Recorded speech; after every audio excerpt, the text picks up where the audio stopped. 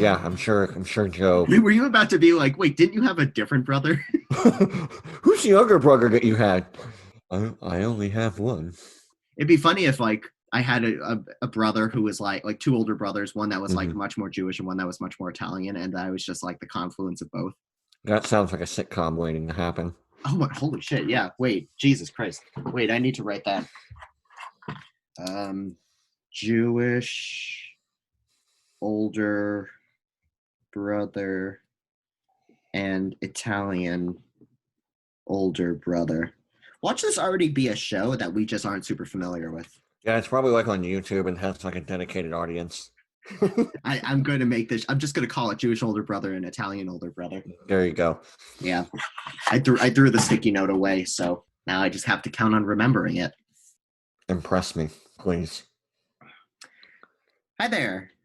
You're listening to Pop Partisan, the podcast that brings real-world issues and conjecture, I changed it around a little bit, to pop culture worlds for a non-court-ordered reason. We answer ridiculous questions like, is Homer Simpson a Democrat? What does mandatory military service look like in The Legend of Zelda? And what lessons can we learn about open borders from The Hitchhiker's Guide to the Galaxy? We're taking all of your favorite pop culture indulgences and trouncing them with a healthy dose of real-world anxieties. So buckle up. That was very breathy. Anthony? Sam? So I'm super excited, like really, really, really excited to talk about dinosaurs this time around. It's got to be the coolest thing. I honestly, I think it's the coolest thing ever that have ever been in movies.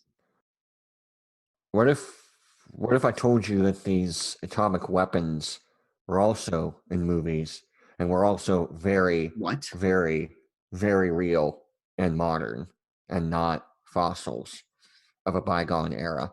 Oh my God.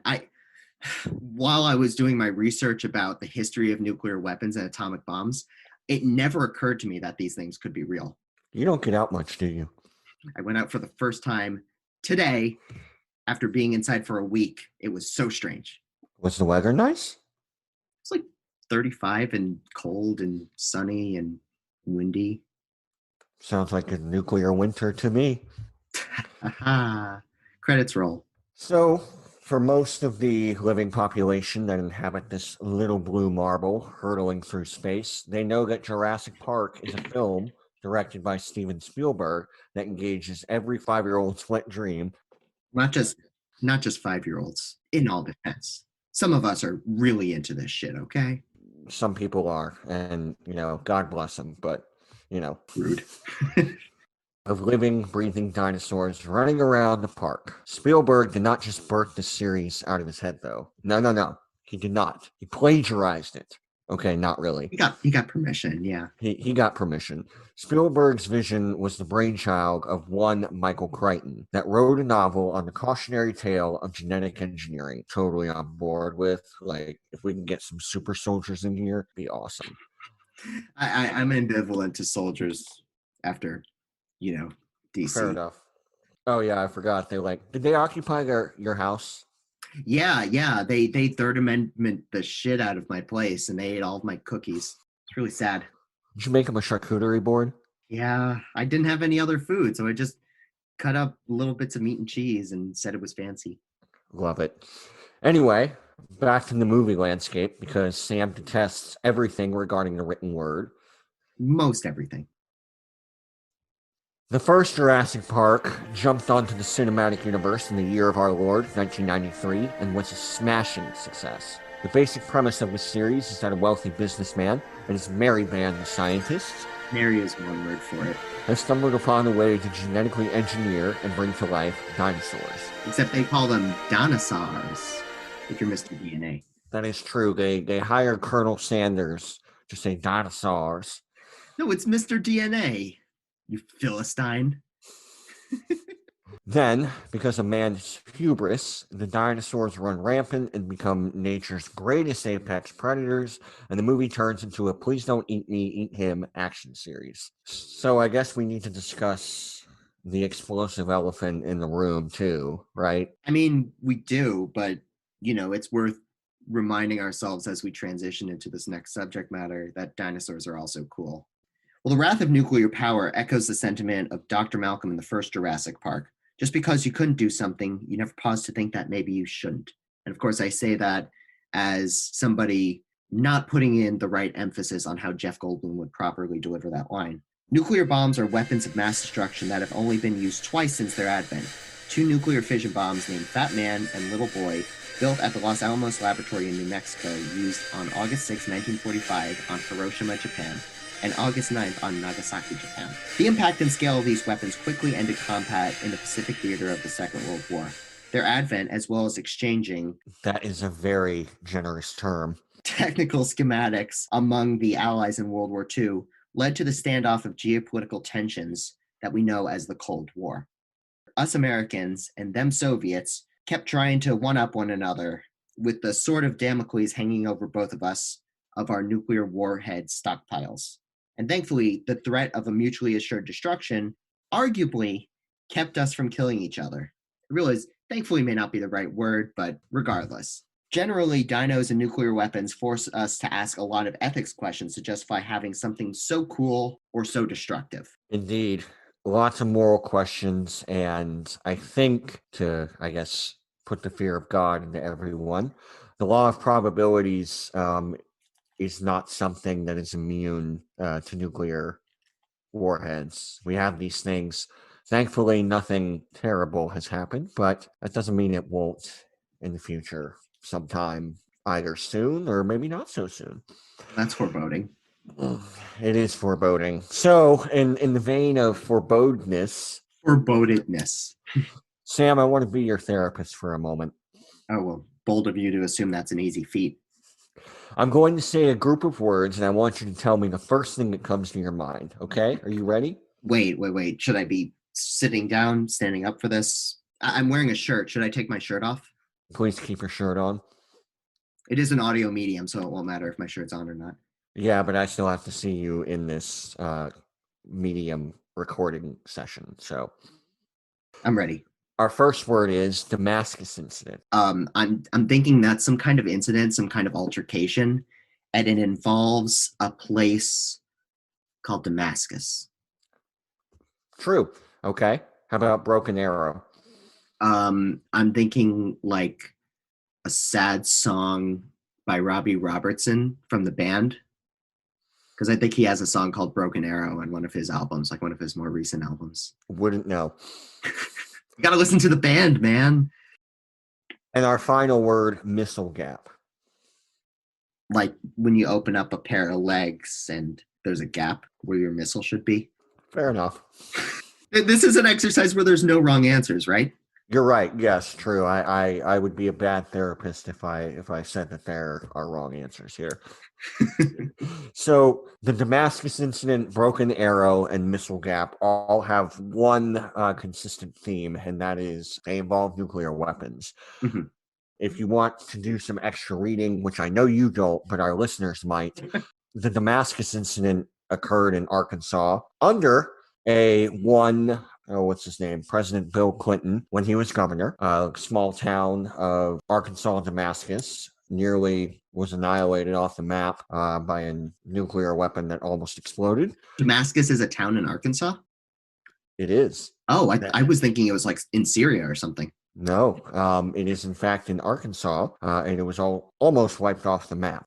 So yes, Damascus Incident. A Broken Arrow is what the United States government refers to as nuclear weapon incidents. We've had about 42 of those. Thankfully, nothing worse than an explosion. So those are like false alarms for nukes going off?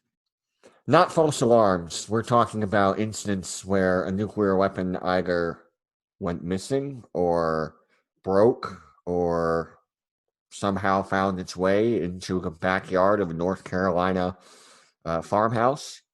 Oh, yikes. Yep. Broken Arrow seems like a kind word for that kind of incident. Very kind word. Very, very generous if we're repeating terms. Repeating here. Vernacular, sure. And then Missile Gap is something that the Kennedy administration kind of harped on the Eisenhower administration for. And we'll talk about that one a little bit later. But anyway, I just wanted to add a little bit more context to just how absurd the Cold War and the nuclear weapons race became. Clearly, arms races of weapons that can wipe your city off, and my city, Texas. Texas is its own shitty, right? Yes, it is. Off the map are absolutely terrifying, and no book explains this sort of Damocles better than Eric Schlosser's Command and Control. Now, to go back to what we just talked about, the missile gap, it was basically an unsubstantiated rumor that the Kennedy campaign, I should clarify, not the administration, but their campaign, kind of went in full bore to win election. And to their credit, they were like, we have a missile gap, meaning the Soviets had a buck-ton more missiles than the United States did. Meaning, we gotta bump those stocks up, man. We gotta make all them missiles. That's interesting that they benefited from McCarthyism or Red Scare to that degree. But it's also, I guess, not unsurprising. Right, but to the Kennedy sort of campaign, they thought that this was something that existed. And the Soviets also, ironically, they're like, oh yeah, we have tons of missiles. We have all the missiles you can ever want. Yeah. Even our mothers have missiles, right? Even our mothers have missiles. I don't do Russian. Is that a good Russian? Okay. It was good. So, the Soviets played along because they don't want to be like, we don't have any of this shit. Anyway, Kennedy gets into power. The administration ends up finding out that the Soviets only have. Can you guess how many long range missiles the Soviets had? How many that the Soviets had in 1960? Yes, that could reach the United States. That could reach the United States. My guess would be 400. Divided by 100. They only had 4? They only had 4 that could reach the United States. Wow, that's not counting Alaska, right? That's I don't know if Alaska belonged. Yeah, Alaska belonged to us. What am I? Alaska was a territory, and then it became a. That sounds about right. I think you're right on that. Because I know it was 49. Then Hawaii was 50. I think it was in the 50s that it became a state. Anyway, I just want to read a quote from Eric Schlosser's book to accentuate how. No, we're a reading podcast now. We're not a reading podcast. I just really need to clarify how absurd this whole arms race was. So this is from page 70. If you all turn to your books that you definitely have. Because everyone definitely owns Schlosser's book.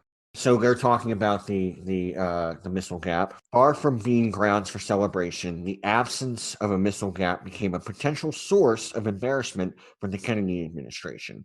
Many of the claims made by the Democrats during the recent presidential campaign now seem baseless.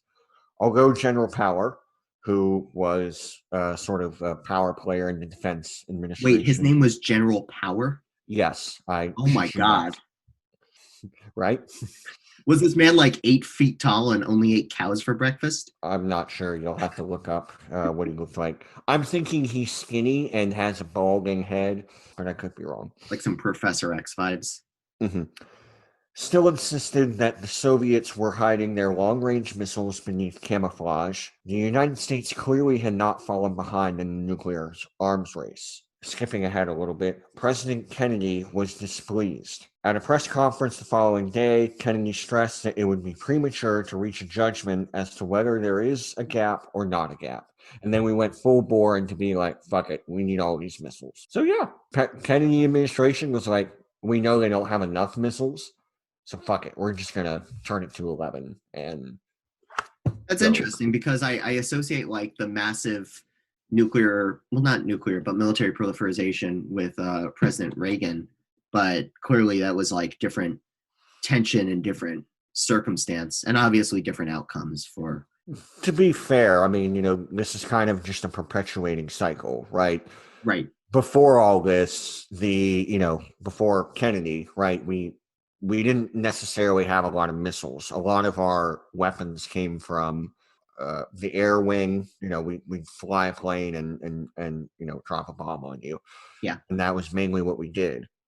So it's not like we had to a lot of places. Right. We had a lot of weapons lying around. The problem was the missile gap. Anyway, the nuclear weapons arms race is fascinating to me just because of how absurd and almost unnecessary it was. But that's not to say that dinos are unnecessary. They are very necessary for a boy's dream. Boy's dream sounds like some kind of weird like drama from the 70s and 80s. But we could at the very least agree that both dinosaurs and nuclear weapons communicate a certain level of threateningness or awesomeness or threatening awesomeness. I agree. I mean, Well, I want to brainstorm going off of your whole motif of asking questions back and forth to one another. Motif? Whatever it is. I don't know words. So I want to ask you, Anthony, let's think about how else ICBMs and Iguanodons might be similar. For the non-initiated, ICBMs are intercontinental ballistic missiles. These are long range, and they can touch you from across the globe. They can touch you from across the globe. Jesus. You need to do like the Tobias Funke Arrested Development thing where you carry around a tape recorder. And those of you who don't know what an iguanodon is, Iguanodon was a hadrosaur that lived in the early Cretaceous, and he had pointy thumbs. And it was actually one of the first taxons of dinosaurs that were coined. I think it was the first one. And they thought it looked like an iguana. That's why it had the name. I have a question. Yes. Does the Iguanodon use his spiked thumbs to hurt people? Yeah. Yeah. To hurt people, to hurt other dinosaurs trying to hurt it. That's pretty awesome. Yes. So how are ICBMs and Iguanodons similar? They are big. They are big. Well, most of them are big. Like the small ones are small, but we like to think about the big ones. Nobody cares about the small ones, really. They're also similar because both of them have a lot of killing potential. I think they're also usually depicted as being a bland color, like gray or military green. Yeah. They had that shade back then in the Cretaceous period. Yeah, military green was really popular in the Cretaceous well before any military existed on planet Earth. Another reason you don't want to confront one of them with your pants down. Should be obvious, but, worth reminding people. For sure. Their relationship to man has been romanticized beyond what is apt for reality. I mean, you could see right behind me, I have a Devil Dinosaur poster, and on top of Devil Dinosaur's head is Moon Girl. Who the hell is Moon Girl? Moon Girl's like a smart science girl she's like Jimmy Neutron, except she's a girl. And she's Nice. in comics. That's an overgeneralization. Don't at me. I'm not good at describing things. His @ is at Sam Gerard. At the Sam Gerard. Another way that the dinosaurs and the nuclear boys are similar. If you see one, odds are you're going to die. Heavy odds on that. Heavy odds on that. Yep. I think odds are also good that they make terrible birthday ideas and or presents. For the nukes, okay, but dinosaur themed birthday parties are still my thing, and I'm 28. Am I invited to your dinosaur themed birthday party this year? Yeah, but you haven't come to the other 28 birthday parties. I'm coming to this one. Okay. It's going to be bad, just so you know. I'm okay with that. So what does it look like to steal dinosaurs or nuclear weapons for similarly nefarious purposes? So in both Jurassic Park, a fictional story, and the real world where nuclear weapons really exist, apparently, there's a constant of keeping these secrets behind lock and key. Famously in Jurassic Park, Newman from Seinfeld stole dinosaur embryos from the Central Laboratory on Isla Nublar, where Jurassic Park was built. Newman from Seinfeld, who, by the way, apparently doesn't go by Newman from Seinfeld in the Jurassic Park movie. Apparently his character's name is Dennis Nedry, and he conspires to steal the dinosaur DNA. He conspires to steal dinosaur DNA for Louis Dodgson. You got Dodgson here. See, no one cares. It's not dissimilar to the efforts to channel atomic secrets to the Soviets during the Cold War either. Although instead of a Dilophosaurus attacking and thwarting a corporate atomic spy, the American government had an ongoing code cracking operation throughout the Second World War by the Signal Intelligence Service called the Verona Project, which actually ran basically all of the Cold War from 1943 to 1980. And it successfully thwarted at least 24 spies and accomplices of spies, aiding the chaos and tension that riddle our 20th century with anxiety of the Soviets coming to get us and vice versa. And of course, it was all directed by the almighty dollar or ruble. Is that what they have in Russia? The monies that Yes, they have in Russia. monopoly monies. What was it? Yeah, wait, what was it? Deutschmark? And Nidri kind of has a real life analog in a spy that we caught called Morris Cohen. He was an American who committed acts of espionage against the state for the benefit of the Soviet Union. So a Russian newspaper said this, quote, thanks to Cohen, designers of the Soviet atomic bomb got piles of technical documentation straight from the secret laboratory in Los Alamos, where they built Fat Man and Little Boy. Although, unlike Nedry, Morris Cohen was not killed by a Dilophosaurus. Instead, he was arrested, swapped in a prison exchange with Britain and the Soviets, and was lauded as a Soviet hero. Pay attention to this date, actually. So in 1998, Russia put Morris Cohen on a stamp. I don't have that stamp if you're looking at me for a stamp. Okay, I'll ask someone else then.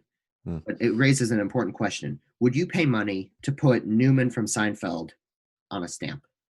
Absolutely. And another question, I guess, would Newman be either creeped out to deliver a piece of mail with his stamped face on it, or would he keep it? I think he'd keep it, honestly. I think so. Because doesn't he keep it in the show anyway? Like he has a bag of mail? Yeah, he's bad at his job. He is very bad at his job. No disrespect to Wayne Knight, of course. Of course. We love you. You're funny. Is he still alive? Yeah. He did a public service announcement about the mail right before the election. Oh, I didn't know that. Yeah, I didn't see it. I'm gonna have to watch that. So we are talking about atomic spies and losing nuclear weapon technology and transferring it over. And the Cold War was driven by this nuclear arms race. So what would that look like if, for whatever reason, nuclear weapons go kaput, aka they no longer exist? Well, kaput implies that they blow up, right? Right, but I'm just imagining like Albert Einstein or Oppenheimer just disappearing off face of the map, therefore no more nuclear weapons. Speaking of which, that's actually the plot of one of the Command and Conquer games. Oh, with was it Red Alert? Yes. Yeah. And they try to go after him. Yeah, they like assassinate Einstein before World War II is over, and it starts like this like real war throughout the 20th century where there's all these cool mechs and stuff. Anyway. Great video game series. EA, please endorse us. Please. Sponsor us, whatever. So what would it look like if the Americans and Soviets were harnessing all their efforts instead of building these weapons of mass destruction? They poured their money into other weapons of mass destruction like dinosaurs. Which are very on par with nuclear weapons, of course, as we both know. Obviously. So, personally, and this is my opinion, which is always right. Why preface it? I feel the Americans and the Soviet dino race would, obviously be filled with ideas and absolutely bonkers of ideas, because creativity and ingenuity always make interesting bedfellows. You always have that one guy in the back room that's, scribbling on the wall, like, hey, this is a great idea. It's like an idea for a pizza chain that operates on a robotic mouse. What? And Chuck E. Cheese. I don't know. Yeah. Chuck E. Cheese, famously an advent of like nuclear technicians and like the race between the Americans and the Reds.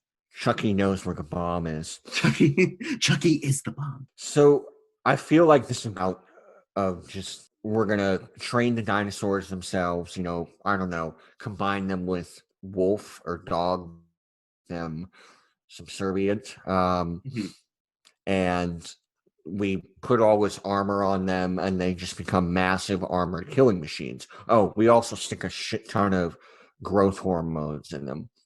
Like we do with our chickens and beef. They're closely related. They are.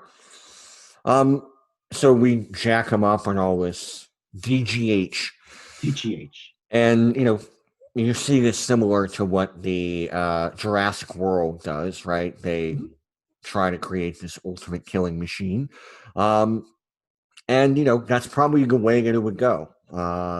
Have them genetically engineered to be these massive, huge killing machines. They're sleek, pay $1 million per dino egg, I guess.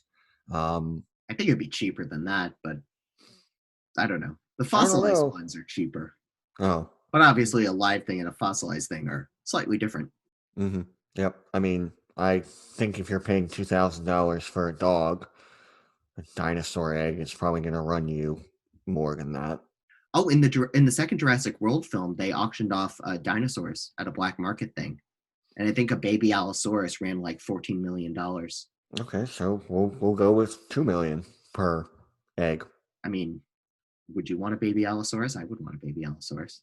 It'd eat me, but I'd still want to like get a selfie before I die. As one does. I also think that there would be this push of having dinosaurs talk to one another or talk to you as a human, which I think would be terrible. They would meld some sort of apex predator with critical thought. And it would just be like, Jerry, I don't want to do this anymore. I'm now going to lead the dino revolution, and we're all going to be free. Kind of like Planet of the Apes. Oh God, Except Planet of the Apes, except of the for dinos. dinosaurs, so much Yep. more terrifying. So yeah, I just think it get out of control. You know, you're going to combine war and carnivore DNA and create a mutated Triceratops Velociraptor combo. And I would not imagine how they would name it. Probably name him Steve or Triceroraptor. So yeah, I just think it would just be a massive proliferation of genetic engineering, which then would lead to worldwide revolution of dinosaurs throwing down their masters and ruling the earth. Well, hear me out. I think that it'd be very similar to those pissing contests or, sorry, science races that we saw throughout the 20th century with the Americans and the Soviets engaging in the basically like, I'm going to one up you. No, I am going to one up you. Well, I'm going to one up you, partner. That's my most American accent. Tell me what you think. It was great. In order to prove that they were the ultimate hegemon and the other was a failure, not only as a state, but as a system of governance. It was a lot of capitalism versus communism during the stage. Everyone wanted to prove that like one ideology was better than the other. In fact, you could probably argue that overwhelmingly, what the race to the top was really that was really what the race to the top was really about. It looked really it'll look really similar to what we've seen in all these movies and TV shows where there's a dark underground lab and hiding technicians and secrets and mysterious ominous looking weapons, a lot of like flirting with the occult, and trying to like basically hide your thing away from the quote unquote enemy until it was ready to pop it on the enemy, as the kids like to say. So there'd be a lot of shortcuts to circumvent any patience or pure scientific process. I'm sure Dr. Strangelove would be there, and he'd pledge a surprising amount of allegiance to the Nazis, except the only difference here is Dr. Strangelove would get eaten by the velociraptors. That's a good point. That brings up an interesting quick sidebar. Would the if we're following the sort of historical analog here, the Nazis were responsible for a lot of the early rocket technology.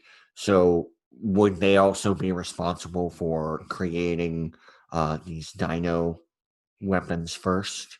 And then we capture Werner von Rex and Werner von Rex, famous Nazi dinosaur.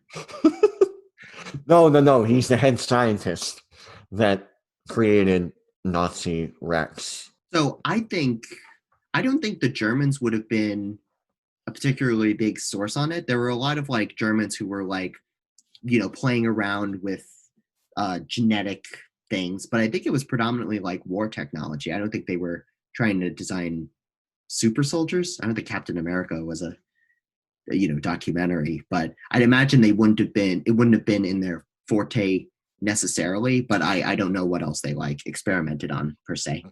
Fair enough. Yeah. So I also want to know what you think. So the two nuclear weapons that have been used in human history are Fat Man and Little Boy. They were weapons that Americans dropped on the Japan. On the Japan, not a Japan, the. So the two nuclear weapons that we actually used were Fat Man and Little Boy. These were two nuclear weapons that we dropped on Japan in Hiroshima and Nagasaki. And I'm curious what dinosaurs you think those creatures would be. Personally, because I always go first. So conventional thinking has me say that Tyrannosaurus and Spinosaurus would be the easy picks because they're the main quote unquote bad guy dinosaurs from the original films.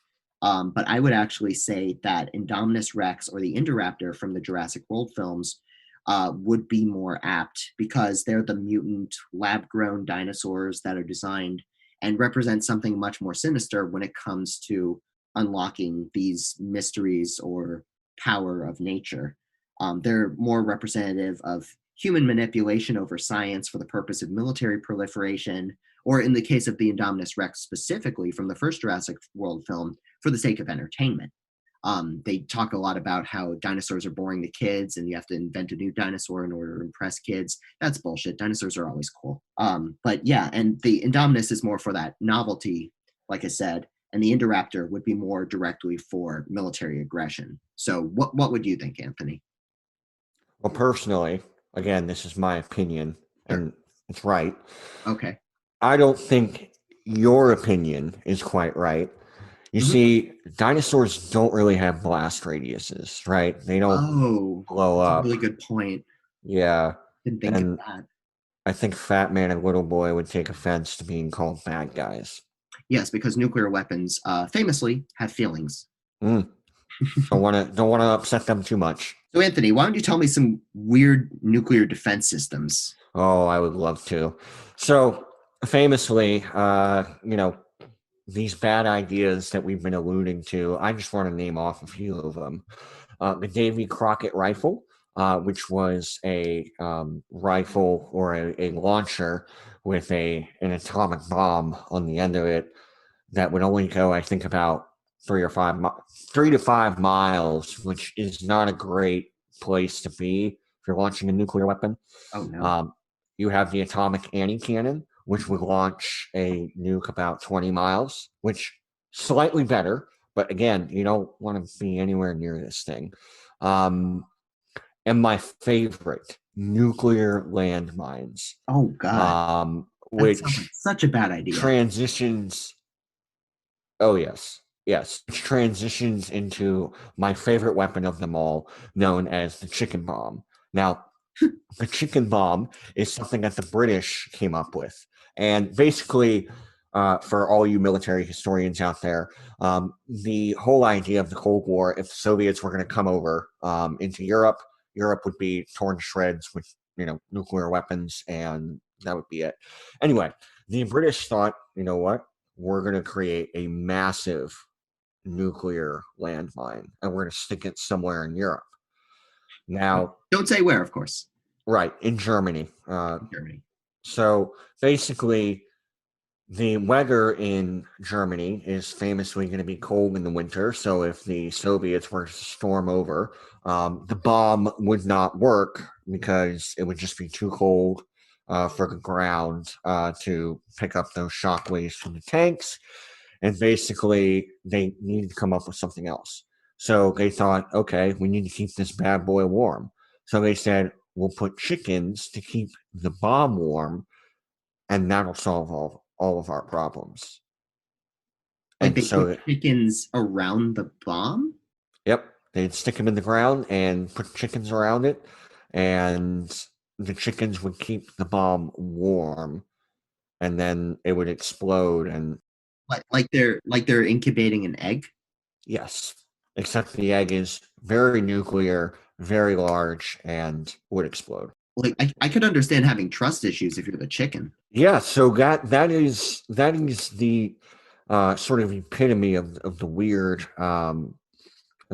things that came out during the Cold War in terms of weird ideas.